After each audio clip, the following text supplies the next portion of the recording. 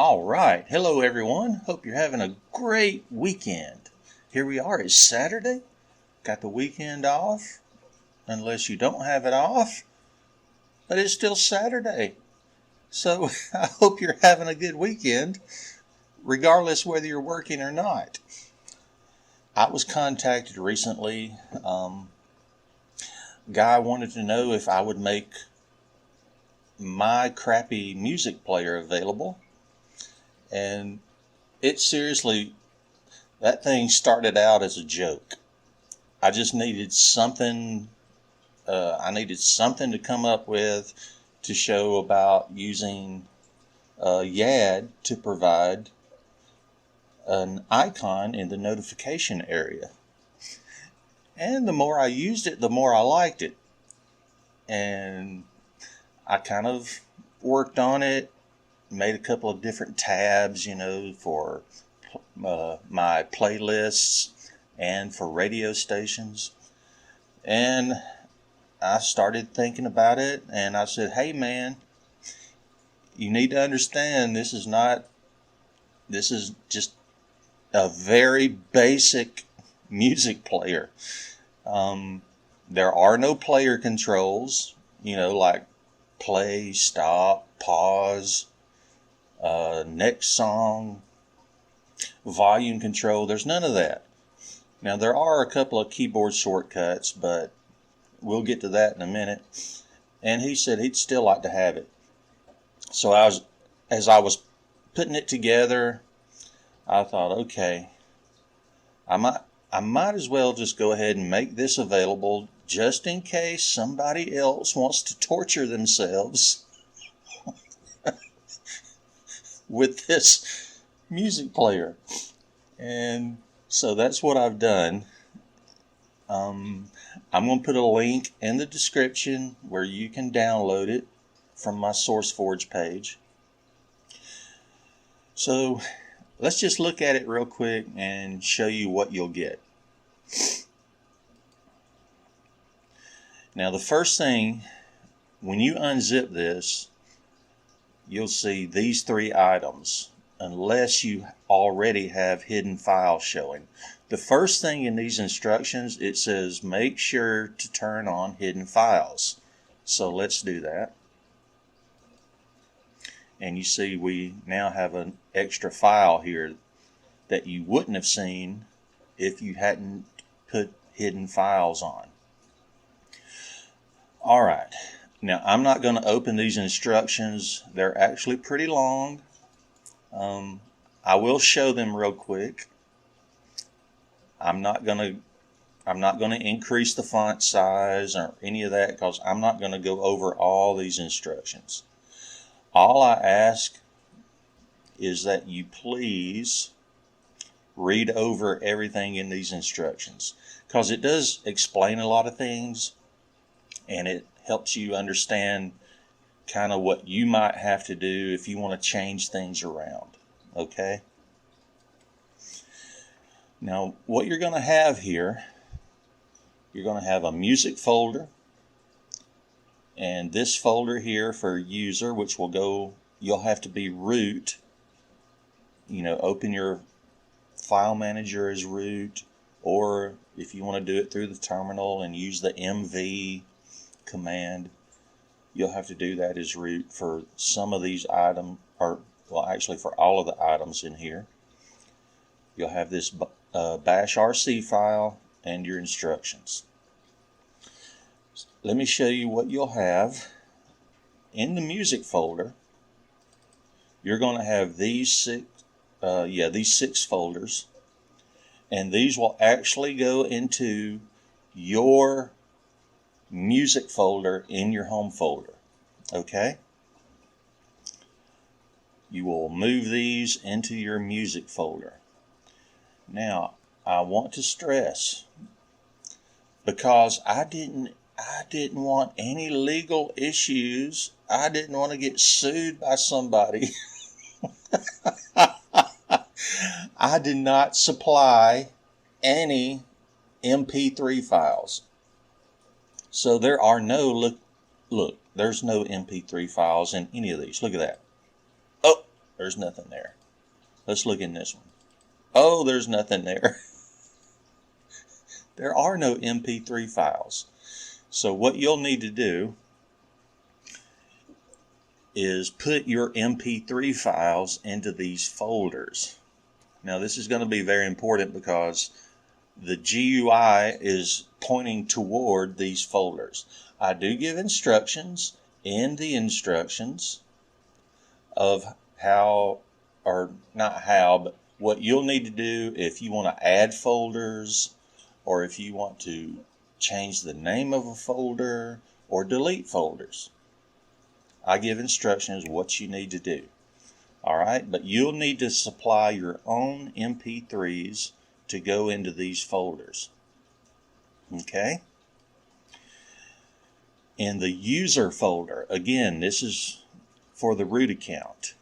We have user, local, and we have a bin, and we have share. I'll do the bin first. User local bin. You will need to put these two scripts into your user local bin folder. Okay? And make sure they have the right right permissions. Let me check. You should have them already set for anyone to be able to execute, but just check, make sure. This is for the actual GUI of the music player, and this is for the system tray. What's down here, if you can see my mouse moving around that little media player icon right there, that's for that system tray icon. Those are the two main things right there. Now, if you don't want the system tray icon, if you don't want it sitting down there in your system tray all the time, you don't have to do that. You don't have to use it. But you do need this one, CMP. Okay? And I know I'm not giving in-depth instructions in this video. I'm just kind of going over what you're going to get. Everything is covered in the actual instructions. Now, in user local share, that's this one right here, we have two more folders. What you'll want to do, you'll want to move music player, this folder right here, you'll want to put that in your actual user local share folder, the whole folder right there. User share applications. Hopefully you already have a user local share applications folder. If you don't, just move this folder into it. Okay? But if you do already have one, you have this item right here. And what this is, I made a desktop file so that if you want this to appear in your menu, it will appear in your menu. Okay? That's what that does. It makes it show up in your menu. When you click on it in your menu, it'll open up the GUI. The music player folder will go in user local share. Move that into your actual user local share folder. And inside this folder, now let me show you, let's do this. I'm going to move this over here.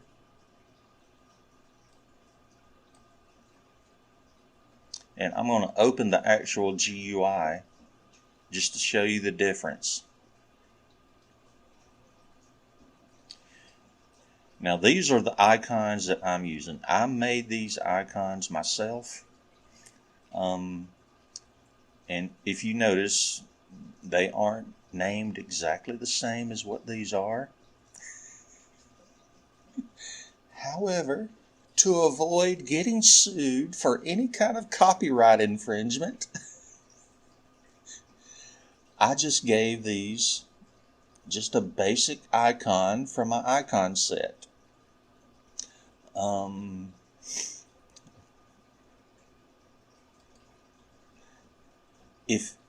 Okay, let's see, how do I put, I'm using papyrus icons. And I have these icons set according, let me just go ahead and open one of them with my text editor. I will increase the font size just so it'll be a little easier for you guys to see. Right here on the icon equals G Music Browser.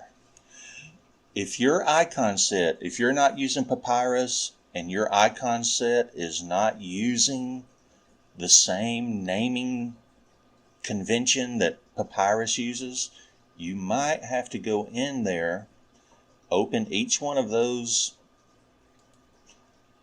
Open this one with your text editor, change that to whatever icon you want it to be that your icon set is using. Change this one. You'll have to change all of these. However, I didn't provide any MP3s, but I did provide the 2 radio stations that I have in the GUI. Let me show you. And again, I used stock icons. I did not use, you see these icons here that I made, because I didn't want to get sued. So I used a stock radio icon. If your icon theme does not use the same naming convention that Papyrus uses, you might have to go in there and change that. And you might also have to, let me open it one more time. You might have to change in the scripts. This is the icon. It's calling for that icon, and it's calling for this little icon up here on the title bar. Okay?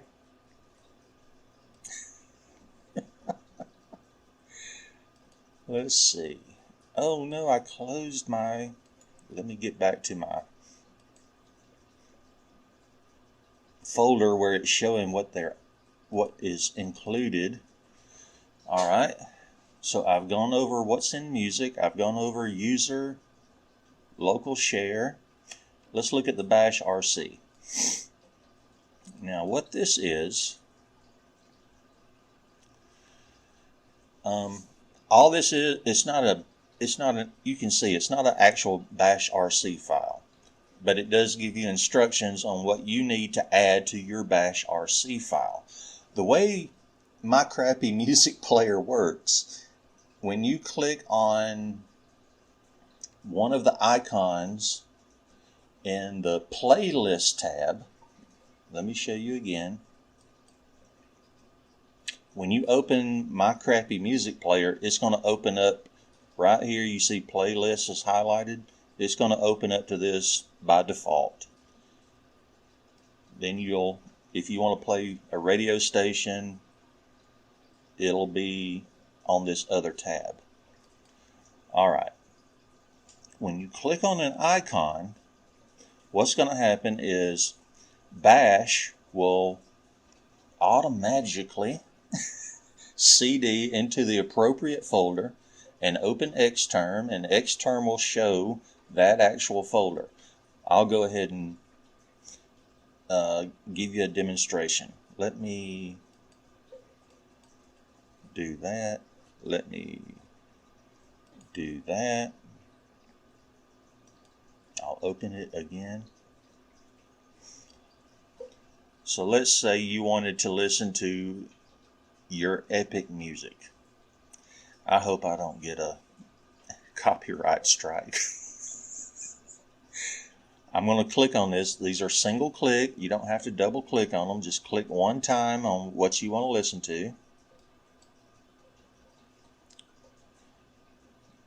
The GUI will close, and then Xterm is going to open, And I do give instructions if you don't want to use Xterm. I have Xterm kind of set up where it actually looks halfway decent. This is Xterm.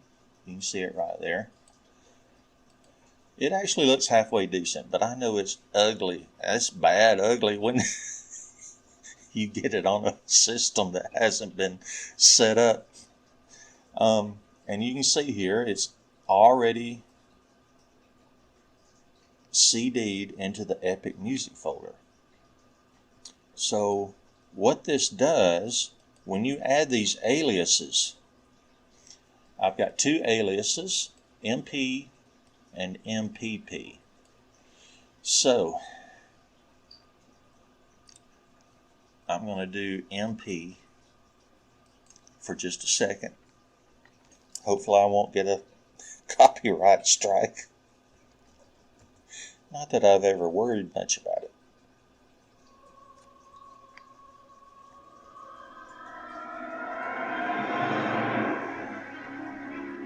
Yes. I feel like I can take on the world now. I'm invincible.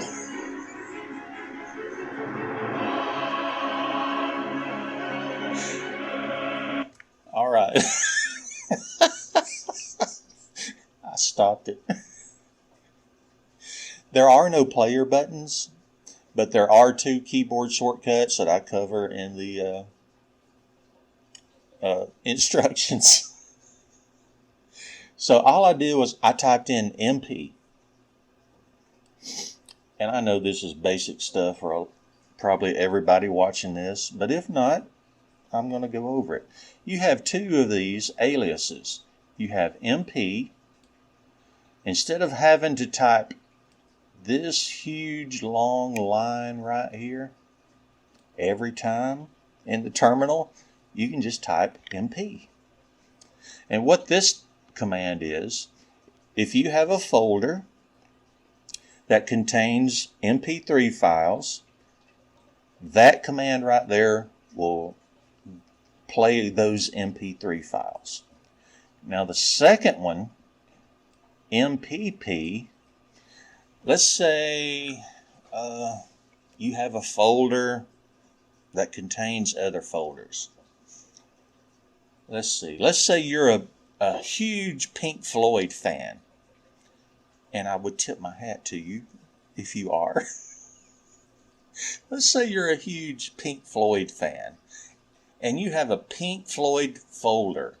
And in that folder, there are other folders with all the different albums that Pink Floyd has made. And within all of those folders are the MP3s from each album. This command will play every folder in that parent folder. In other words, if you open the Pink Floyd folder and use this alias, MPP, it will play through each folder one at a time. And when it's finished, it'll quit. Okay, I hope that makes sense. Anything else? I don't think there's anything else. I know I didn't really go in depth about anything, but please read the instructions. They'll explain a lot. They go more in depth about what I'm talking about. Let's see. I think I mentioned you don't have to use this system tray icon. If you don't want to use the icon that will make it show up in a menu, you don't have to use it. Okay? And is there anything else? Let me just show you the scripts real quick.